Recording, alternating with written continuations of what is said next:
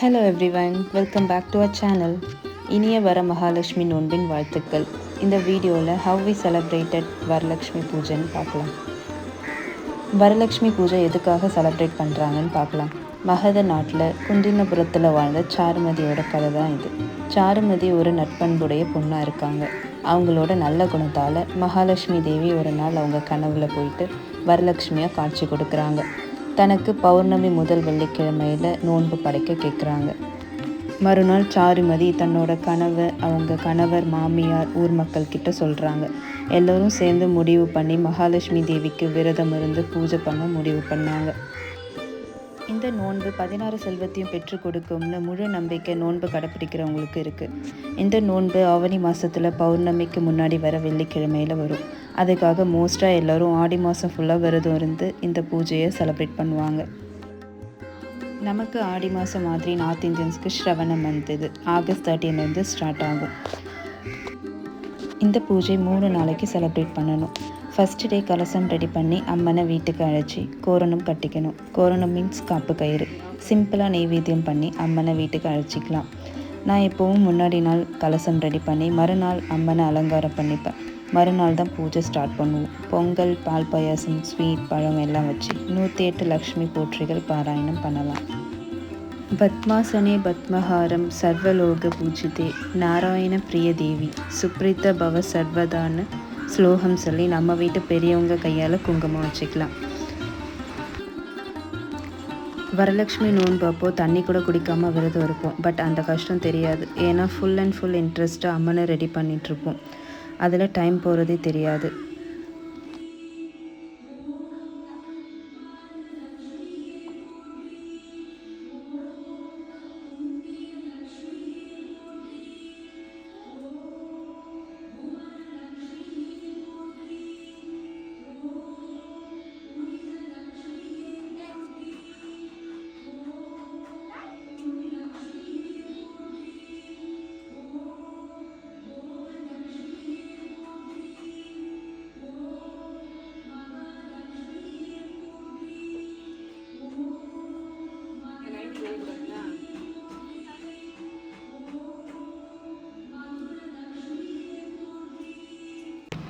நம்ம வீட்டில் மகாலட்சுமியை அழகாக அலங்காரம் பண்ணியாச்சு. அலங்காரம் பண்ணுறதுக்காக செம்பு இல்லைன்னா பித்தளை குடத்தில் பச்சரிசி, வாசனை பொருள் எல்லாம் வச்சு அம்மனுடைய ஃபேஸ் அதில் ஃபிக்ஸ் பண்ணி சாரீ ட்ரேப் முடித்து ரெடி பண்ணியாச்சு. வரலக்ஷ்மி பூஜையப்போ தாம்பலம் கொடுக்குற ஒரு வழக்கம் இருக்குது. A story behind that. என்னென்னா, சௌராஷ்டிரா நாட்டில் பத்ரஷ்வான் ஒரு அரசன் இருந்தார். அவரோட மனைவி கசந்திரிகா. அவங்களுக்கு ஒரு மகள் இருந்தாங்க, சியாமா. அவங்களோட ஆட்சி நல்லாட்சியாக இருந்துச்சு. கசந்திரிகா தினமும் மகாலட்சுமி பூஜை பண்ணாமல் சாப்பிட மாட்டாங்க. இதை பார்த்த லக்ஷ்மி தேவி அவங்களுக்கு வரம் கொடுக்கறதுக்காக ஒரு ஆடி வெள்ளிக்கிழமையில் சாதாரண சுமங்கலி பெண்ணாக கசந்திரிகா வீட்டுக்கு போவாங்க. வந்த சுமங்கலி பெண்ணை கசந்திரிகா நல்ல முறையில் உபசரிச்சிருப்பாங்க. குங்குமம், மஞ்சள், வெற்றிலை பாக்கு, மங்கள பொருள் எல்லாம் கொடுத்து அவங்கள நீங்கள் என்ன தேடி வர காரணம் என்னன்னு கேட்பாங்க. அப்போது லக்ஷ்மி தேவி, அதை அப்புறம் சொல்கிறேன், என்னோடய கேள்விக்கு ஃபஸ்ட்டு பதில் சொல்லுன்னு கேட்பாங்க. நீ டெய்லி பூஜை பண்ணுற லக்ஷ்மி தேவியோட அவதார தினம் இன்னைக்கு. அதிதிக்கு சாப்பாடு, மங்கள பொருள் கொடுக்காம எப்பவும் போல் சாதாரண பூஜை பண்ணிகிட்ருக்கே நியாயமான தேவி கேட்க, எப்போதும் கோவப்படாத கசந்திரிகா தேவியை கோவப்பட்டு தூற்றிடுவாங்க. லக்ஷ்மி தேவி கோவத்தோடு அங்கேருந்து வெளியேறுவாங்க. அப்போது சியாமா அன்பா உங்களோட கோவத்துக்கு காரணம் என்ன அப்படின்னு சொல்லி மகாலட்சுமி தேவியை பார்த்து கேட்க, தேவியும் அவங்களுக்கு முறைப்படி பூஜை எப்படி செய்யணும்னு சொல்லி கொடுப்பாங்க. வருடத்துக்கு ஒரு முறை சியாமாவும் அந்த பூஜையை கடைப்பிடிச்சிட்டு வந்தாங்க. கொஞ்ச நாளில் பத்ரஸ்ரவா கசந்திரிகாவோட செல்வம் எல்லாம் குறைஞ்ச ஆரம்பிச்சிச்சு. அதனால் சியாமாவுக்கு திருமணம் முடித்தாங்க. வரலட்சுமி பூஜையை முறையாக கடைப்பிடிச்சதால் சியாமாவுக்கு நல்ல கணவர் கிடைச்சாங்க. எல்லாமே இழந்து ஒரு பிடி சாப்பாட்டுக்கு கூட வழி இல்லாமல் சியாமாவோட அம்மா அப்பா சியாமாவை தேடி போவாங்க. அப்போது சியாமா ஒரு பொற்கொடம் முழுக்க தங்க காசுகள் அவங்க அப்பா அம்மாவுக்காக தருவாங்க. அதை வாங்கின கசந்திரிகா அதை தொட முயற்சிக்கும்போது அது கறி துண்டுகளாக மாறிடும். இதை பார்த்து சியாமா தன்னோட அம்மா கிட்ட நடந்த எல்லாத்தையும் சொல்லி லக்ஷ்மி தேவி கிட்ட மன்னிப்பு கேட்டு முறைப்படி பூஜை செய்ய சொல்லி கொடுப்பாங்க. தன்னோட தப்பை உணர்ந்த கசந்திரிகா முறைப்படி விரதம் இருந்து மங்கள பொருட்கள் தானம் செஞ்சு தன்னோட இழந்த நாட்டையும் செல்வத்தையும் மீட்டெடுப்பாங்க.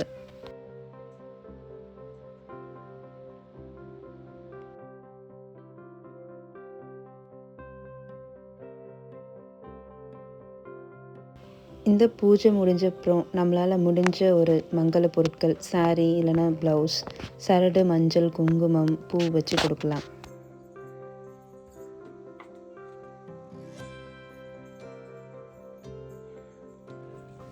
போன இயர் எங்களுக்கு குட்டி மகாலட்சுமி பிறந்தாங்க. அவங்களுக்கு இந்த இயர் பாதாபிஷேகம் பண்ணி நல்லா செலிப்ரேட் பண்ணிட்டு இருந்தோம்.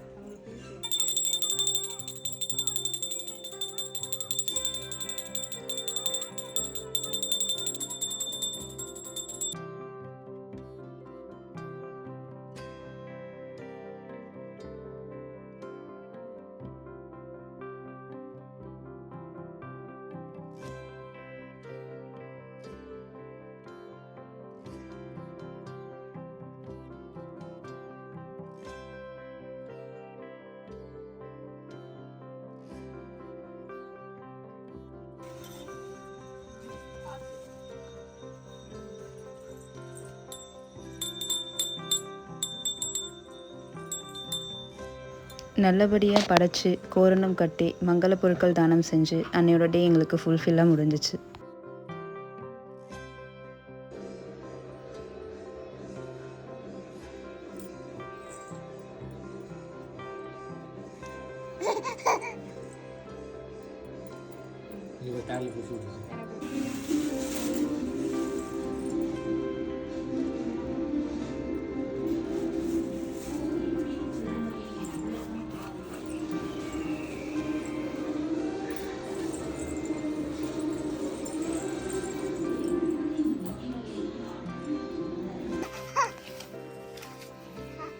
அன்னைக்கு ஈவினிங் கோவிலில் ஒரு பூஜை இருந்துச்சு. அதுக்காக ரெடி ஆகிட்டு இருந்தோம்.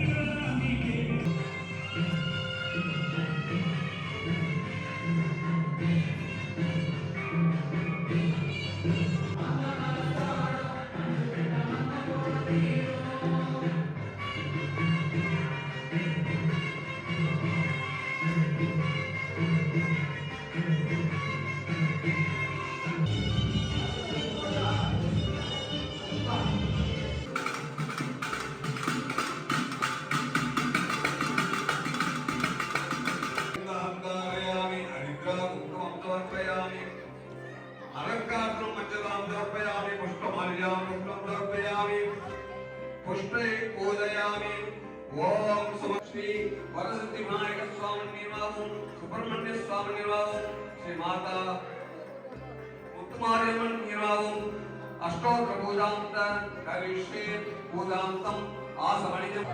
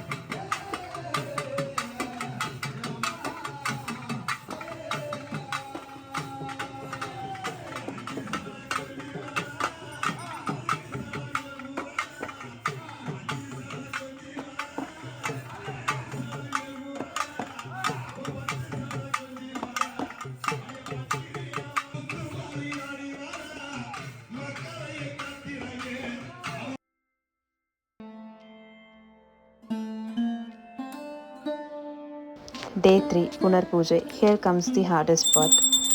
சிம்பிளாக ஒரு நெய்வேத்தியம் வச்சு கலசத்தை பிரித்து அதில் இருக்க தண்ணியை எடுத்து வீட்டில் தெளிச்சிட்டு அம்மனோட அலங்காரத்தை ரிமூவ் பண்ணி ஃபேஸ் எடுத்து அரிசி பானையில் வைக்கணும். ஏன்னா லக்ஷ்மி அரிசியில் வசம் பண்ணுறதா ஒரு பிலீஃப்.